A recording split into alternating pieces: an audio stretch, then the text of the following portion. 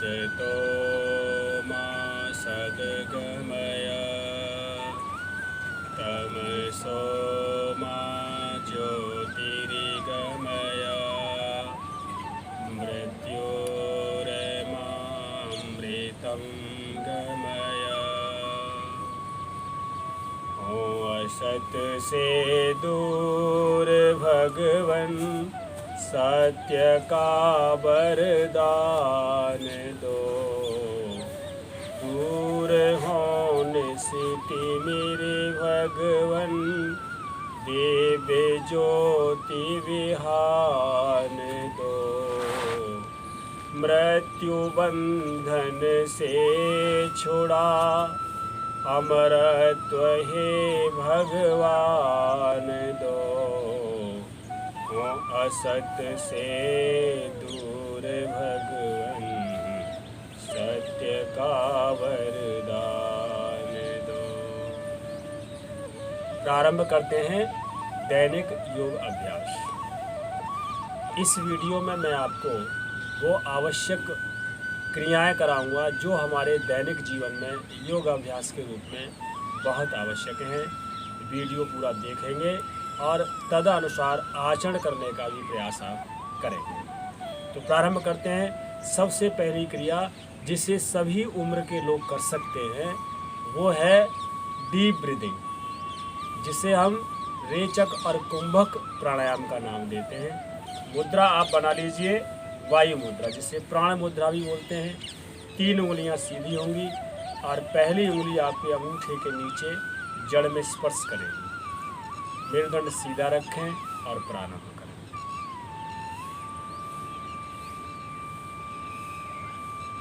गहरा लंबा सांस।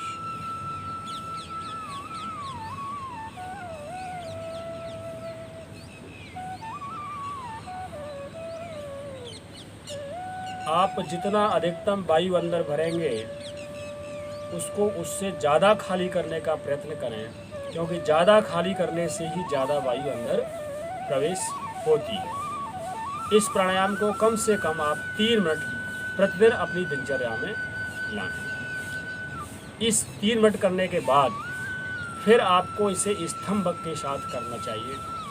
स्तंभक का तात्पर्य है कि आप वायु को अंदर ग्रहण करके रोकेंगे और ध्यान को अपने सहस्रार चक्र में स्थापित करेंगे। तो देखिए, उसको आप देख भी लीजिए और करिए भी मेरे साथ।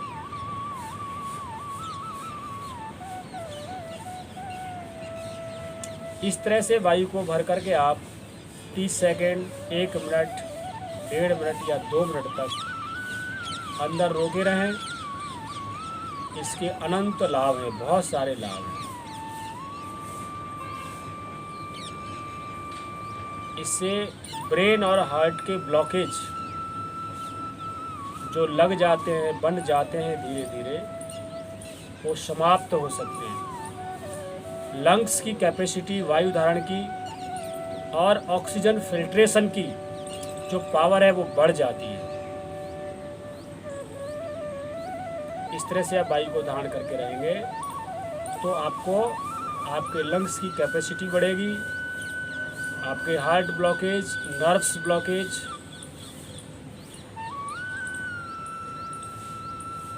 ये आप अपनी सामर्थ्य के अनुसार इस क्रिया को करेंगे। इसके बाद आप पूरी सांस को बाहर खाली करके मूलबंद लगा करके और खेचरी मुद्रा में कम से कम 1 या 1.5 मिनट तक आपको रहना है बिना सांस लिए। जितनी सामर्थ्य है उसके हिसाब से रह लें। तो इसको हम कैसे करेंगे? पहले आप सांस को अंदर भरेंगे, फिर पूरा खाली करके नाभि के निचले हिस्से को संकल्प से ऊपर की ओर संकोच कर लेते हैं, मांसपेशियों को ऊपर खींच लेते हैं और जीभ को मोड़ करके तालू में लगा लेते हैं। इस तरह से मूलबंद और खेचरी मुद्रा आपकी बन जाती है। बहुत ही उपयोगी और योग मार्ग पर आगे बढ़ने के लिए बहुत ही आवश्यक ये प्राणायाम है। तो देखिए, मैं सांस को पूरी बाहर निकाल रहा हूँ, आप देख ही सकते हैं। इस तरह से यहाँ से संकोच होता है।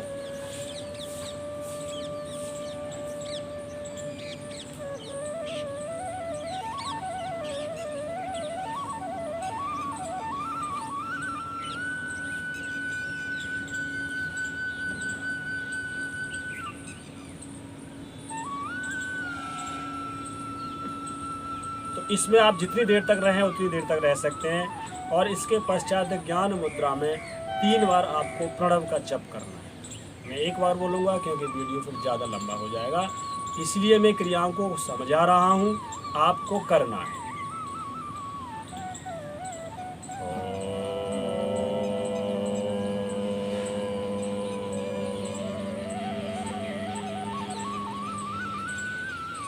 अब हम थोरेसिक रीजन यानी अपने वक्ष स्थल के जो सूक्ष्म व्यायाम हैं उनको करेंगे। तो सबसे पहले आप दोनों हाथ अपने सिर के ऊपर रखेंगे, उंगलियों को इंटरलॉक कर लेंगे, सांस को अंदर भर के बैठे बैठे ही आप इस तरह से 3 बार ये ताड़ासन करेंगे। आपकी उंगलियां आपस में स्पर्श होनी चाहिए और मेरुदंड को सीधा लंबा खींचना है। आपके कंधे कानों को स्पर्श करें। इस क्रिया को आप कम से कम 3 बार आप करिए। जब ये क्रिया हो जाए तो आपको आपके शोल्डर स्ट्रेचिंग, इसके लिए दोनों हाथों को मैंने इंटरलॉक करके अपनी कलाई से पकड़ लिया है और थोड़ा ऊपर खींच करके ये देखिए इस तरह से मैंने सबसे पहले अपने राइट शोल्डर को स्ट्रेच किया है। थोड़ा रुकेंगे, यहाँ विराम लेंगे, ऐसे ही ऊपर खींच करके दूसरी ओर जितना आप अधिकतम खींच सकते हैं धीरे धीरे प्रयास करेंगे तो पूरा स्ट्रेच हो जाता है। आपके हाथों की नर्व्स, ब्लड सप्लाई ये सब विधिवत हो जाने से जो फ्रोजन शोल्डर यानी कंधे जाम होने की जो अवस्था आती है या गर्दन के क्षेत्र की सर्वाइकल डिजीज़ जो प्रारंभ होती हैं वो आपको नहीं लगेंगी। इसकी दूसरी एक्सरसाइज है स्कंद संचालन। आप दोनों हाथ इस तरह से रख लेंगे चुटकी बना करके और धीरे धीरे पहले नीचे से कोहनी को आपस में जोड़ करके स्पर्श करा के पूरे स्कंद यानी कंधे आप खोलेंगे। ये शोल्डर मूवमेंट भी इसको आप कह सकते हो।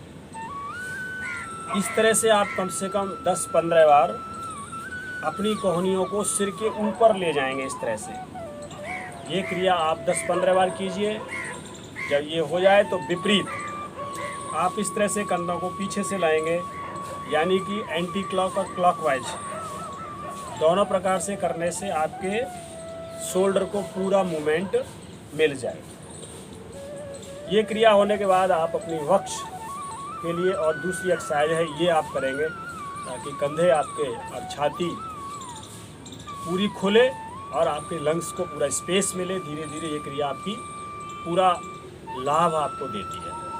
इसके बाद पूरा आप डायफ्राम खोल करके ये कम से कम 5 ताली आप इस तरह से जोर जोर से बजाएंगे।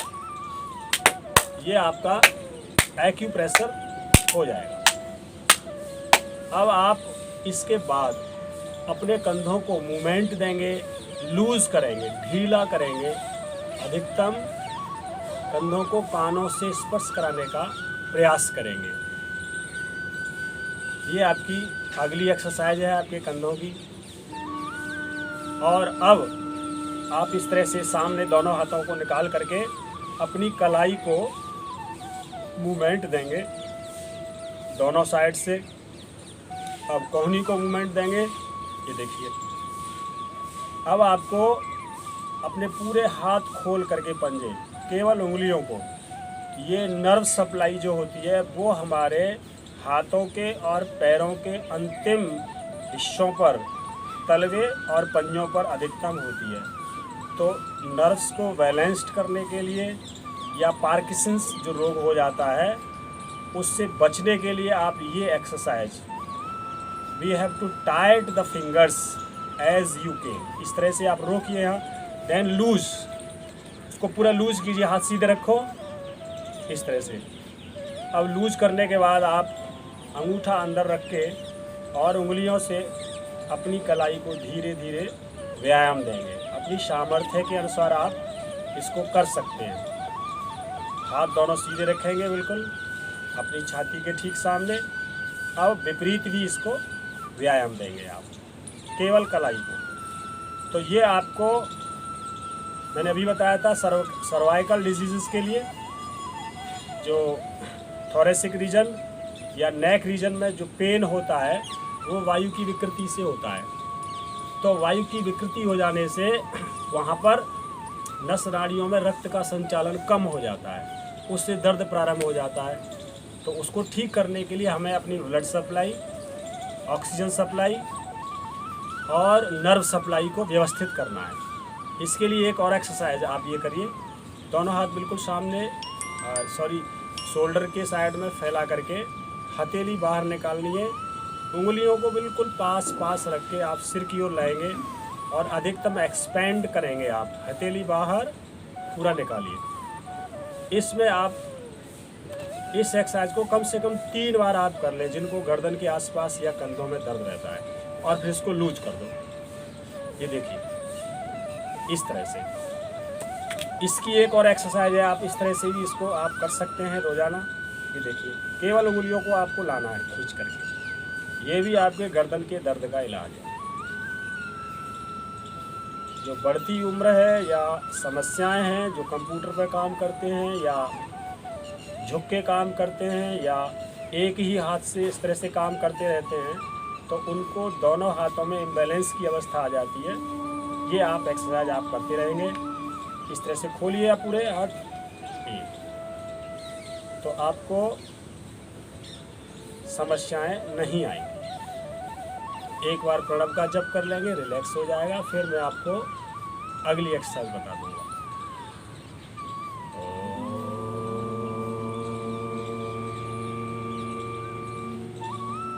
जब ये एक्सरसाइज हो जाए तो आप कपालभाति प्राणायाम कम से कम 5 से लेकर 10 मिनट तक इसी मुद्रा में करेंगे।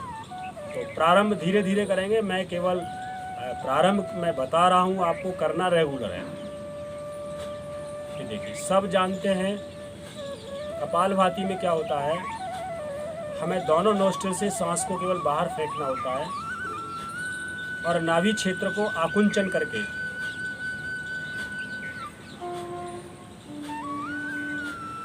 इस तरह से इस प्राणायाम को करने से आपको कब्ज के रोगों में, जो शरीर के किसी पार्ट में गांठ बन जाती हैं जिससे नर्व सप्लाई, ब्लड सप्लाई में दिक्कत आती है, और कैंसर की प्रारंभिक अवस्था बनती है, वो आपको कभी नहीं बनेगी। हार्ट के ब्लॉकेज भी कभी नहीं होंगे, क्योंकि शरीर की सफाई हो जाती है। प्राणायाम करने से इंद्रियां और शरीर की पूरी सफाई हो जाती है। इससे आपका चित्त भी निर्मल पवित्र हो जाता है और ध्यान धारणा समाधि की ओर योगी साधक बढ़ जाता है। ये प्राणायाम आप रेगुलर कीजिए। इसके बाद आप दूसरा प्राणायाम जो बहुत इम्पोर्टेंट है सबके लिए, वो है अनुलोम विलोम, जिसे ज़्यादातर लोग जानते हैं।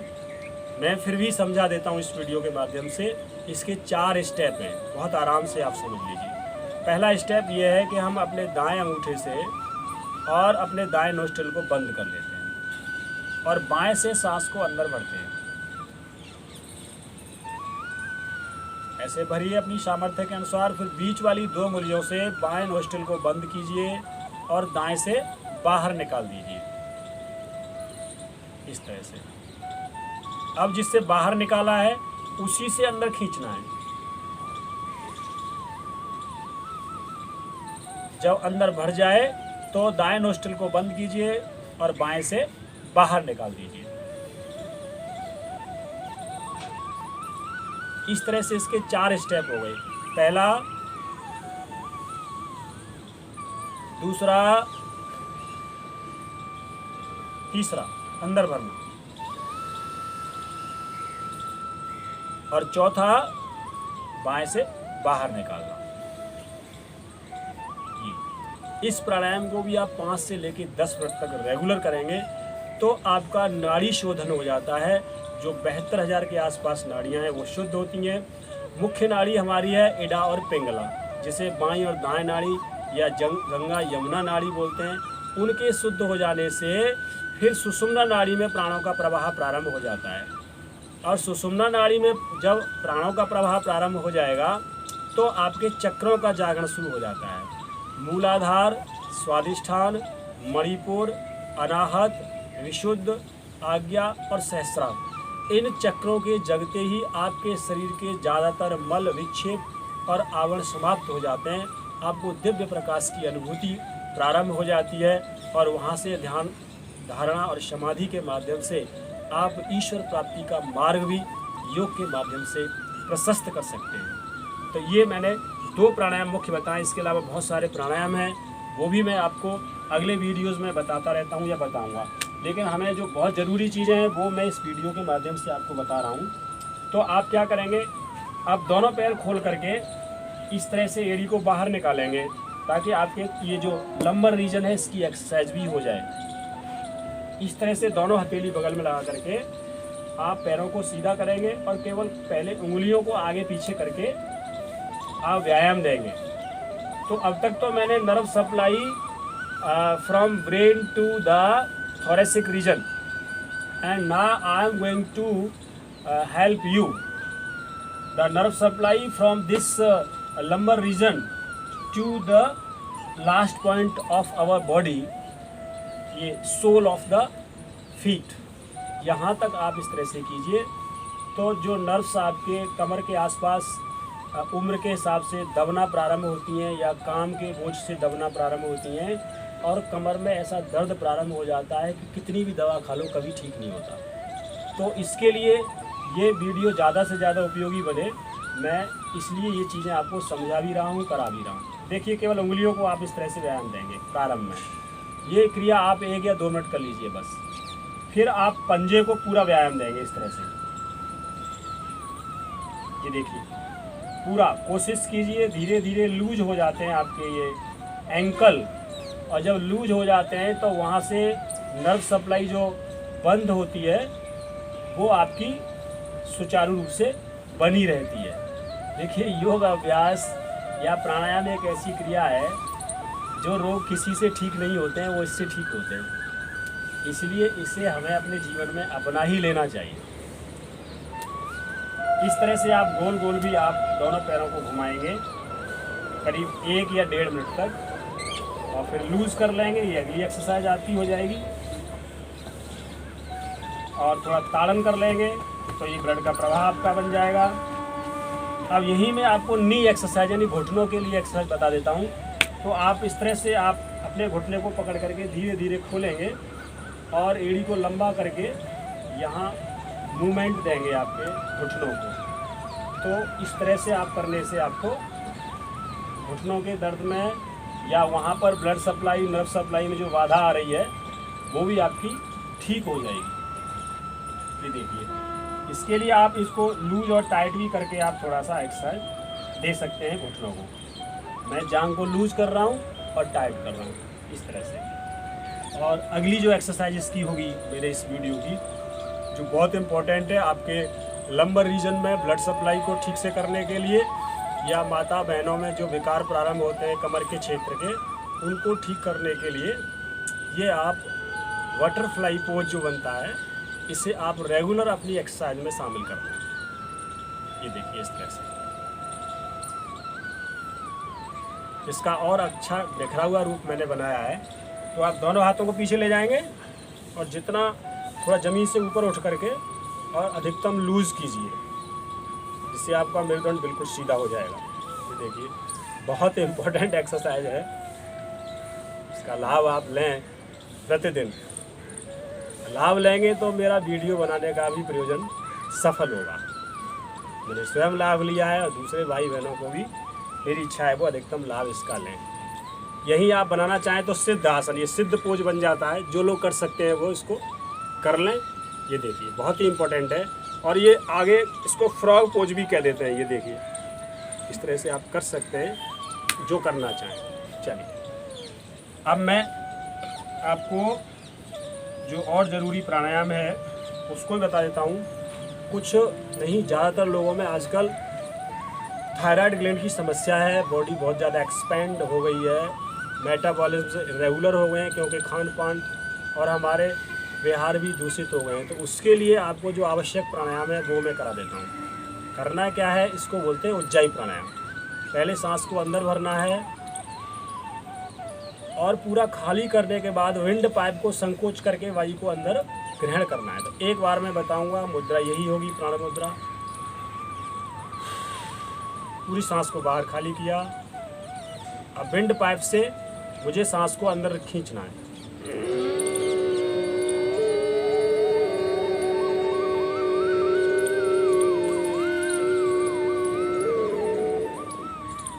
जब पूरा भर जाए आपका ये डायफ्राम और ये सब, तो आप बाएं नोस्ट्रिल से सांस को बाहर निकाल दीजिए, दाएं को बंद करके। इस क्रिया को आप व्यक्तिगत भी आप मुझसे पूछ सकते हैं जब भी आपकी इच्छा हो। चलिए, और अब है आपके लिए एक और क्रिया जो इम्पोर्टेंट इस वीडियो में शामिल कर रहा हूँ, वो है अग्निसार क्रिया। हमारे पेट में जो कब्ज इत्यादि हो जाती है तो उसको ठीक करने के लिए और अग्निमाद रोग को ठीक करने के लिए क्रिया है। इसके लिए क्या करना है आपको, बस सांस को पहले अंदर भरना है, फिर पूरी खाली कर देना है। मुद्रा यही रहेगी।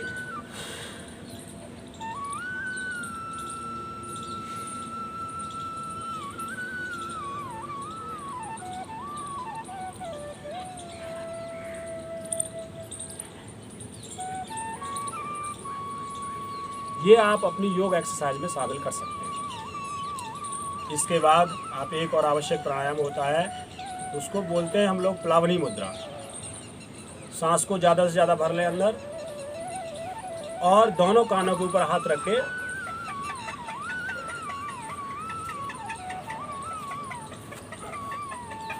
ये आप कीजिए।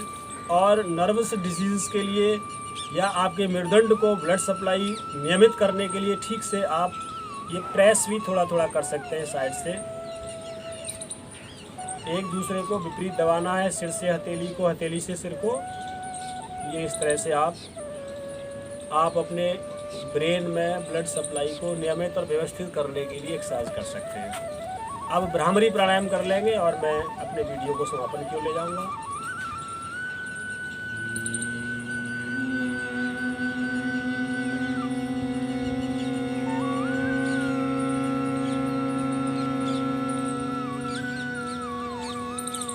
ये करने के बाद भ्रामरी प्राणायाम कम से कम 3 या 5 बार करना चाहिए और उसके पश्चात 3 या 5 बार प्रणव का जप।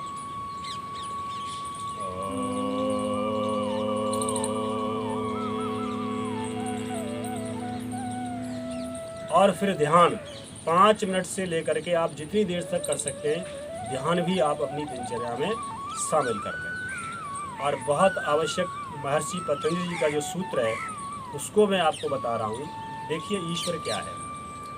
भगवान पतंजलि जी ने जो ईश्वर की व्याख्या योग के माध्यम से की है, वो एक सूत्र के माध्यम से मैं आपके सामने इसी वीडियो में शेयर कर रहा हूँ ताकि इस वीडियो की इम्पोर्टेंस और ज़्यादा बढ़ जाए। तो ईश्वर क्या है?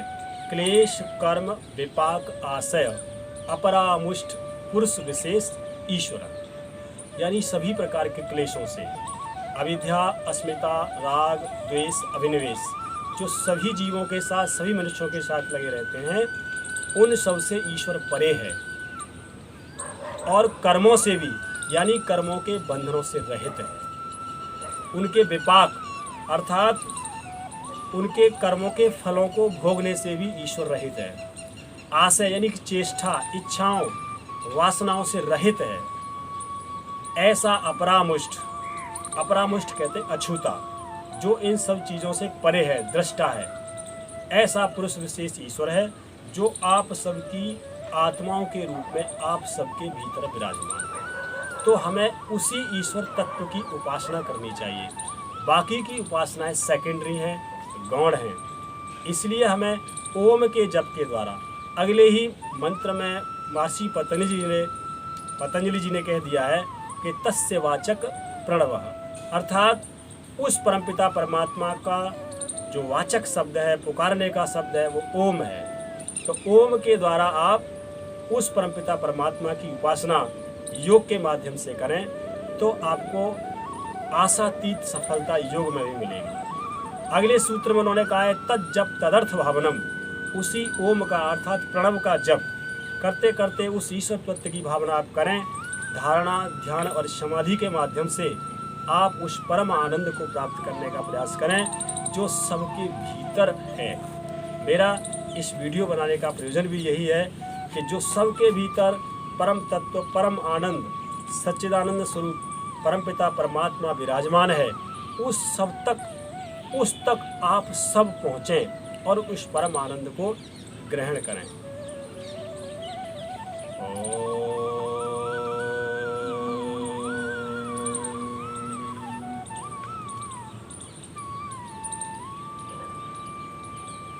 आप सबको बहुत बहुत धन्यवाद, प्रणाम इस वीडियो को देखने के लिए। और उससे भी ज़्यादा मेरा आपसे अनुनय विनय निवेदन है कि इस दिनचर्या को आप अपने जीवन में अपनाएं, तो मेरा बहुत बड़ा पुरुषार्थ आप तक पहुँचे। आप सब उसके योग्य हैं। आप सबको प्रणाम पुनः।